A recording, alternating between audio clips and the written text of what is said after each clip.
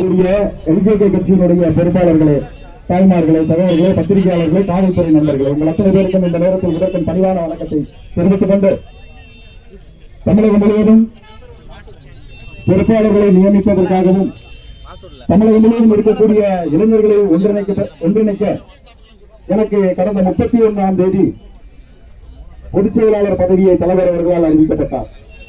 பின்பு தொடர்ந்து சூறாவளி சுற்றுப்பயணம் மேற்கொண்டு திருப்பூரில் ஆரம்பித்த திருப்பூர் குமரன் நினைவிடத்திலே எனது முதல் பணியை நான் ஆரம்பித்தேன். அங்கு சென்று திருப்பூர் குமரன் அவர்களுடைய நினைவிடத்திலே மலர் வளையம் வைத்து அங்கு ஆசி பெற்று அந்த இடத்திலிருந்து எனது முதல் கூட்டத்தை ஆரம்பித்த போது பல தலைவர்கள் அந்த திருப்பூர் குமரன் நினைவிடத்துக்கு வந்திருந்தார்கள்.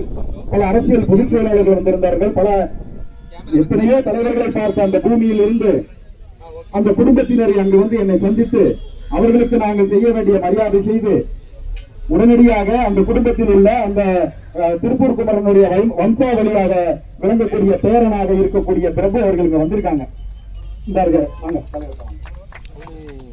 திருப்பூர் குமரன் அவர்களுடைய வம்சாவளி பேரன் என்று சொல்லக்கூடிய பிரபு அவர்கள் தமது கட்சியிலே எல்ஜேகேலே தலைவருடைய கொள்கை பிடித்த காரணத்தினால் அவர் தன்னை எத்தனையோ தலைவர்களை பார்த்திருந்தாலும் என்னை லட்சிய ஜனநாயக கட்சியில் அண்ணன் ஜே சார்லஸ் மார்டின் அவர்கள் தலைமையில நான் இயங்க எனக்கு ஒரு வாய்ப்பு தார்கள் என்று கேட்டு அன்று தன்னை லட்சிய ஜனநாயக கட்சியில் இணைத்துக் கொண்டார்கள்.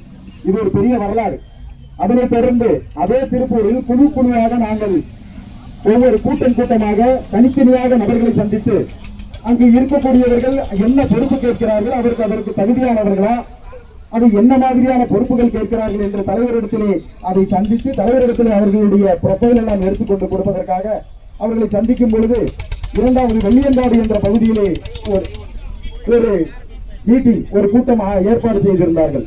முதல் கூட்டம் கண்ணன் அவர்கள் ஏற்பாடு செய்திருந்தால் இரண்டாவது கூட்டத்திலே வெள்ளியங்காடு என்ற பகுதியிலே செந்தில் வாண்டார் என்று சொல்லக்கூடிய அவருடைய நண்பர்கள் எல்லாம் சேர்ந்து ஒரு கூட்டம் இரண்டாவது கூட்டம் ஏற்பாடு செய்திருந்தார்கள். அந்த கூட்டத்திலே முதலாக சிந்துஜா என்று சொல்லக்கூடிய ஒரு வழக்கறிஞர் தானாக வந்து தலைவரை தொடர்ந்து பேஸ்புக்கிலும் இணையதளத்திலும் பார்த்து ஒரு வழக்கறிஞர் சிந்துஜா என்ற பெண்மணி என்னை லட்சிய ஜனநாயக கட்சியில் என்னை சேர்த்துக் கொள்ளுங்கள் என்று அந்த கூட்டத்தில் வந்து இணைந்ததுதான் தலைவர் அவர்களுடைய எதிர்கால அரசியலுடைய தீர்வாக அமையும் என்று இந்த நேரத்தில் நான் சொல்லிக்கொள்ள கடமைப்பட்டிருக்கிறேன். எந்த விதமான விளம்பரமும் கிடையாது, எந்த விதமான ஆர்ப்பாட்டமும் கிடையாது. லட்சிய ஜனநாயக கட்சி துவங்கிய போது டிசம்பர் 14ஆம் தேதி 2025ஆம் ஆண்டு துவங்கிய போது சொல் அல்ல செயல் என்ற ஒரே ஆத்திச்சூடி போல, ஆத்திச்சூடி அறம் செய்ய விரும்பு 6 சினம் நம்ம படிச்சிருப்போம். 3 வார்த்தை தான். 3 வார்த்தைக்கும் இந்த உலகத்தை திரும்பி பார்க்கக்கூடிய அளவிற்கு என்ன பொருள் இருக்கிறதோ அதுபோல நமது தலைவர் ஜேசிஎம் அவர்கள் சொல் அல்ல செயல் என்று சொல்லி எப்படி சிங்கப்பூராக நான் பாண்டிச்சேரியை மாற்றுவேன் என்று சொன்னாரோ அதுபோல திருப்பூர்ல 3வது மீட்டிங் குளோபல் அண்ணா இருக்கிறார். குளோபல் அண்ணா அவர்கள் ஆர்கனைஸ் பண்ண திருப்பூர்ல 3வது மீட்டிங்ல தலைவர் அவர்கள் ஜூம் மீட்டிங்ல வந்தாரு. எனக்கே ஒரு பயம் வந்துட்டு, என்ன தெரியுமா, ஜூம் மீட்டிங்ல அவர் என்ன தெரியுமா பேசினாரு, வெளிநாட்டுல இருக்காரு. ஜூம் மீட்டிங்ல என்ன பேசினாருன்னா, பாண்டிச்சேரியை மட்டும் நான் தமிழ்நாடு சிங்கப்பூரா மாத்த போறது இல்ல, ஏன் தமிழ்நாட்டையும் ஏன் மாற்ற முடியும்னு கேள்வி கேட்டாரு. எனக்கு மிகப்பெரிய ஒரு அச்சத்தோடு நான் பார்த்தேன் என் தலைவரை. ஆக தலைவருடைய விஷன், தலைவருடைய பார்வை, தலைவருடைய தொலைநோக்கு எண்ணம் அத்துணையும் வித்தியாசமாக இருக்கிறது. தமிழகத்திலே எந்த தலைவருக்கும் இல்லாத ஒரு பார்வை இந்த தலைவருக்கு இருக்கிறது. ஆகவேதான் அவர் சொல்லுகிறார், சொல்லல்ல இது செயல், நான் சொல்ல மாட்டேன் செய்வேன் என்ற திட்டத்தை இந்த தமிழகம் முழுவதும் கொண்டு வந்து கொண்டிருக்கிறார்கள். ஆக இளைஞர்களுக்கான திட்டங்கள், தமிழர்களுடைய பெண்களுக்கான திட்டங்கள், அனைத்து திட்டத்தையும் இந்த வயசுல ஒரு வாலிப வயசுல எல்லா பக்கமும் ஊர்ல போயிட்டு நான் சந்தோஷமா குடும்பத்தோட அங்க போகணும் இங்க போனோம் சினிமா பார்க்கணும் அங்க சொந்தக்காரங்க வீட்டுக்கு போகணும் அப்படி போகணும் இப்படி போகணும் கொடைக்கு போகணும் கோயில் திருவிழாக்கு போகணும் நினைக்கக்கூடிய இந்த நேரத்தில் கடந்த ஒரு வார காலமாக 10 நாட்களாக என்ன சொன்னாரோ, நான் புதுச்சேரியை நான் சிங்கப்பூராக மாற்றுவேன் என்று சொன்னாரோ, சொன்னது போல வாக்கு எண்ணிக்கை முடிந்தவுடன் சிங்கப்பூரில் இருந்து ஒரு குழு வந்தது. அந்த குழு வந்தவுடன் காரைக்காலை ஆய்வு செய்கிறார்கள். அங்குள்ள காமராஜர் நமது தலைவருடைய தொகுதியை ஆய்வு செய்கிறார்கள். சொன்னதோடு மட்டுமல்ல, இங்கிருந்து வெளிநாட்டுக்கு செல்கிறார்கள். வெளிநாட்டுக்கு சென்று இங்குள்ள என்ன திட்டம் கொண்டு வர வேண்டும், என்ன திட்டத்தை எல்லாம் கொண்டு வரலாம் என்று சொல்லி அங்கு பல திட்டங்களை வகுத்துக் கொண்டிருக்கிறார்கள். தமிழகத்தில் இளைஞர்களை சுத்தி இளைஞர்களை நோக்கி தமிழக அரசியல் நடந்து கொண்டிருக்கிறது. அதற்கான சரியான தலைவரை நீங்கள் தேர்ந்தெடுக்கிறீர்கள். எந்த எதிர்பார்ப்பும் இல்லாமல் இன்று தமிழகம் முழுவதும் இருந்து வந்திருக்கிறீர்கள். ஆக திருப்பூர் முடிந்த பின்பாக நாங்கள் அதனை தொடர்ந்து நாகப்பட்டினம் வந்தோம். நாகப்பட்டினத்தில் ஒரு கூட்டம், ஒரு சட்டமன்ற தொகுதி கூட்டம்.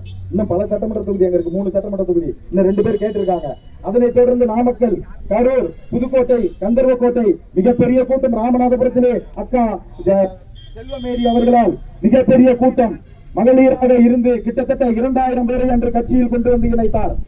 அதிமுகவை சார்ந்தவர், மிகப்பெரிய ஒரு கட்டமைப்பை உள்ளடக்கியுள்ள அக்கா செல்வமேரி அவர்கள் தன்னை அதிமுகவில் இருந்து 35 ஆண்டுகாலம் அதிமுகவில் பணி செய்த அவர்கள் செல்வமேரி அவர்கள் இன்று நம்மளை லட்சிய ஜனநாயக கட்சியில் இணைத்துள்ளார்கள். இன்னும் கடலாடியில் அடுத்த 2000 பேர் இணைக்க போறாங்க. ஒரு வார காலத்துல டேட் கேட்டிருக்காங்க, டேட் தான் கொடுக்க முடியல. எனக்கும் தொடர்ந்து சுற்றுப்பயணம். ஆக நிறைய இருக்கு. தலைவர் பேசுவாரு.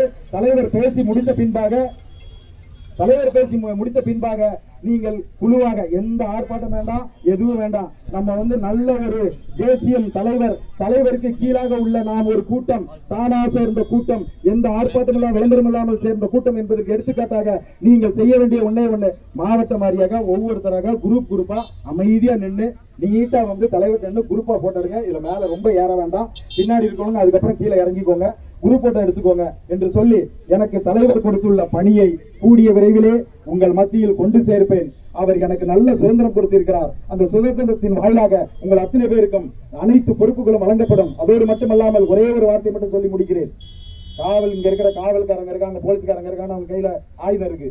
எதற்காக அந்த ஆயுதம் வைத்திருக்கிறார்கள் என்றால் கெட்டதை விரட்டுவதற்காக, தீயவர்களை விரட்டுவதற்காக ஒரு ஆயுதம் கையிலே வைத்திருக்கிறார்கள். நமது பார்டர்ல வச்சிருக்காங்க, பிஎஸ்எஃப், சிஆர்பிஎஃப் வச்சிருக்காங்க, துப்பாக்கி ஏந்திருக்காங்க.